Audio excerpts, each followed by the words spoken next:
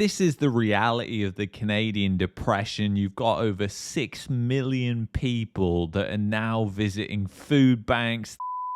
The standard of living in Canada is absolutely collapsing, and many people are looking for the exit. And why is this happening, and what could be done to combat this in a positive way? So the standard of living is collapsing. As I said, Canada has really weak growth right now. And when you look at GDP growth, it has not been very good at all over the past 3-4 years. But when you look within those numbers and realize why that happened, it gets even worse. A lot of why the GDP has actually grown is just due to the population growth and also the growth of government. The government has spent a lot of that money that you see showing up in the GDP growth, and that hasn't really been reflected in Canada's output, which is why you take a look at the GDP per capita numbers and they look absolutely terrible. In fact, Canada is now ranking down the bottom of the list, which is just unbelievable considering the amount of potential that Canada actually has. So Canada is caught in the midst of a cost of living crisis right now. And a lot of this has to do with actually what's happened over the past 10-20 years within Canada. It's not just the 5 years like politicians will lead you to believe. It's actually been because of 10 to 20 years worth of turning towards the real estate bubble and the real estate economy as an engine to power the economy forward. What that has done is it has sucked capital away from going into things that are more productive, like producing more commodities or rare earths. And what has also happened is because real estate is inherently involved with the governments have tried to find ways in where they can put up more red tape and regulation in order to tax people even more without them realizing. And that's exactly why there are so many red tapes and regulations around real estate investment that have really been pointed out over the past 3 to 4 years and have been well versed in many publications. So that's where a lot of the investment money went over the past 10-20 years. But what's happening now is even worse than that, because you have a stagflationary environment that is going on within Canada, which essentially means you have inflation and you don't have wage growth, and the economy is not growing either. So it's a terrible type of inflation, and it's one that Canada is seeing. Now, the chances are that that may actually turn into more disinflation and deflation, as the consumer is so tapped out in Canada and has been destroyed so much right now that basically they are unable to increase their spending and consumption in order to help the economy grow. So what's actually happening is the economy is caught in a vicious circle right now where the consumer is spending less and less, which means businesses make less and less, which then leads to more layoffs, which then leads to consumers spending less and less. And you just go round and round in this loop. And the thing is, most politicians, they aim to combat this by doing what? By government spending. More government spending. We need pandemic relief. We need relief for the tariff. That's going to be the new way of introducing more government spending. But as you and I know, the government is the most inefficient engine within the economy to actually invest in the economy. So when it comes to new government spending, the way that money is brought forward and invested is so poorly done that really the amount of growth that you get from a single dollar is probably half what you would get if it was the private sector investment that you were getting, or foreign investment directly into your economy. And Canada has had major problems with capital actually fleeing the country, particularly going to the United States, as many people would actually think, what? Wait, Team Canada, elbows up. But no, money talks and money walks, and it's gone into the United States. Many people have sent their money to the United States into the stock market, into the housing market, into businesses in the United States, because the economy in the United States was performing better. Now, the economy in the United States is weakening. The economy is getting worse. That adds another layer to Canada's economy where basically, again, it's just more downward pressure on where the economy is heading. So this is not really good news. And a lot of what we've seen seen over the past 10 to 20 years can be explained by fake inflation numbers. And I know that a lot of people will kind of glaze over when I say this, but this is the most important part of the video, so listen really closely. Inflation, the numbers you are told, the CPI, or as I call it, the CPI, is actually just complete fiction. The way those numbers are constructed is not accurate at all. And when you break into the numbers, as we've done on this channel many times, you can see clearly that there is something going on with this inflation number and why is it so low. And if you go back to the 1980s, the way they measured inflation back then was way more accurate. And if you look at the 1980s based CPI on where inflation has been over the past 3, 4, 5 years, you will see that compounded inflation would be well over 60%, which would mean that people have been destroyed completely by inflation. And the problem is this has been a huge amount of stagflation and a massive amount of damage has now been done. So you've now got to do something to get your economy into a better position in order to grow the economy, to increase people's wages, to increase wealth. And how are you going to do that? The way you're not going to do that is by taxing people more, by more red tape and regulation, or by sending people stimulus checks. It's just not going to work. The way Canada needs to grow is it needs to unlock its resource and commodity potential. It needs to build pipelines across the country. It needs to realize that actually its geography is a gift, because if you look north, there could be a northern passage within the next 10, 20 years that could be extremely beneficial to Canada, and it could be even better if there was energy infrastructure directed to ports where those commodities could actually be exported. And the thing is, that's the main problem that Canada's had with its resources, is it hasn't been able to get them to market. As one of the famous politicians in Canada has been pointing out recently, Canada is selling oil and gas at a massive price discount to American refineries and LNG plants that are able to massively profit at our expense. It is a ripoff. We're ripping ourselves off with this approach. And one thing I will say that Trump has done an excellent job of doing, and he did this unintentionally, as most things that governments do often are, is he has actually united Canada more now than ever. So the time now to actually unite as a country, to come together, to build energy infrastructure, to direct investment to where you want it, not into just a real estate Ponzi scheme, that massive opportunity is upon us over the next decade. And how do you direct and attract investment? There's no better way of doing it than by cutting taxes, by cutting red tape and regulation. And this is something that Canada could definitely do because it has the commodities. It could definitely structure government finances in a way that benefits investment coming into the country, that benefits jobs actually being grown within the country as well. There are well-established things like free zones that have proven to be huge successes in places like the United Arab Emirates, which, might I remind you, is also a commodity powerhouse. But Canada's potential is even larger than the UAE. So many of you will have been to Dubai and the UAE, and you will know what the UAE is like. And now you look at Canada and you're like, why can't we be like that? Why are our roads full of potholes in the cities that surround the areas where all the commodities are coming from, like Calgary? Why is there homeless everywhere? Why is crime going through the roof? These are many things that you need to ask. And a lot of this has to do with the corrupt power structures that are in place. And I hate to tell you this, but both the Conservatives and the Liberals are full of corruption. And the Canadian oligarchy that is currently in place tries to maintain the status quo. That is its primary objective, to keep the status quo. Because when you look at the competition of goods and services in Canada, it's only getting smaller and smaller, which is again another indicator of wealth. More and more with the tariffs, you're seeing more products disappear off shelves and more competition that is being eradicated. And you might say, yeah, Team Canada, elbows up. But what you don't realize is you're making yourself poorer. And now those Canadian companies that are competing for your business, the few ones that are left, they don't have to really provide any customer service. They don't have to go above and beyond anymore, because guess what? They've got a captive audience. So you have to realize that a lot of the bullshit, quite frankly, that we're being told and a lot of the bullshit that comes out of the United States as well is just there to simply direct your attention away from actually looking at the things where you think, hey, this is something we need to invest in. This is something we need to develop. But the fact is that Canada has a massive amount of potential and it's going through a world of pain right now. And a lot of that pain has to do with what's happened over the past 10, 20 years. And the thing is, if the government comes in, massive stimulus, and it's directed at all the wrong places, I see a lot of politicians who mainly want to direct it at the real estate market, then that's just going to lead to a lot of bad unintended consequences, which means the cost of living continues to go up. It's not going to productive means. Canada is not becoming a richer nation. And the stagflation and decline that we've seen, the essential depression and recession that we've seen in Canada, will continue onwards and get a lot worse as Canada would become essentially a third world country. So anyway, if you've enjoyed this video, I'd highly recommend that you check out this video here. And then if you're looking for a VPN and also want to help out the channel, why not get the best deal with the best VPN, which is ExpressVPN. Go to expressvpn.com/marketmania, link in the description, and I will see you in the next one. Take care.